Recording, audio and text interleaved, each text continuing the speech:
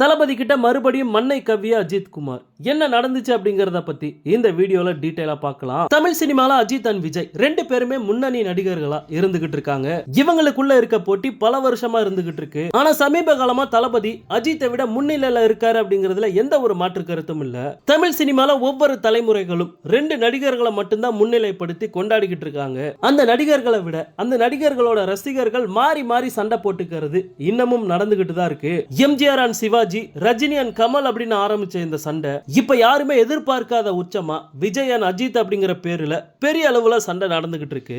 அதாவது படங்களோட ரெக்கார்ட்ஸ் வச்சு இப்பெல்லாம் சண்டை போட்டுக்கிறாங்க. ஆனா இந்த ரெக்கார்ட் சண்டையில கடந்த சில வருஷமா தளபதி தான் முன்னிலையில இருக்காரு அப்படிங்கிறதுல எந்த ஒரு சந்தேகமும் இல்ல. அதே ஒரு சம்பவம் தான் இப்பயும் நடந்திருக்கு. அதாவது படம் ரிலீஸ் ஆகிற 3 நாளைக்கு முன்னாடி ப்ரீ புக்கிங்ல யாரோட படத்துக்கு அதிகமான டிக்கெட்ஸ் புக் ஆயிருக்கு அப்படிங்கிற மாதிரி ஒரு அப்டேட் பாத்தீங்கன்னா இப்ப கிடைச்சிருக்கு. வழக்கம் போல தளபதி தான் இந்த லிஸ்ட்லயும் ஃபர்ஸ்ட் இடத்துல இருக்காரு. அதாவது தளபதியோட லியோ படம் 3 நாளைக்கு முன்னாடி டிக்கெட் புக்கிங்ல 8,98,000 டிக்கெட்ஸ் புக் ஆயிருக்கு. இரண்டாவது இடத்துல ரஜினியோட ஜெயிலர் படம் இருக்கு. இந்த படத்துக்கு 3,44,000 டிக்கெட்ஸ் புக் ஆயிருக்கு. மூணாவது பிளேஸ்ல தளபதியோட கோட் படம் இருக்கு. இந்த படத்துக்கு 3,25,000 டிக்கெட்ஸ் புக் ஆயிருக்கு.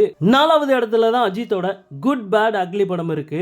இந்த படத்துக்கு 1,83,000 டிக்கெட்ஸ் தான் புக் ஆயிருக்கான். சோ தளபதியோட ரெக்கார்டை கண்டிப்பா நெருங்க கூட முடியாது. ஓகே நண்பா, இந்த நியூஸை பத்தி உங்களுடைய கருத்து என்ன அப்படிங்கறத கமெண்ட்ல சொல்லுங்க. தளபதியோட எல்லா அப்டேட்டுமே மிஸ் பண்ணாம பார்க்க நம்ம சேனலை சப்ஸ்கிரைப் பண்ணி சப்போர்ட் பண்ணுங்க.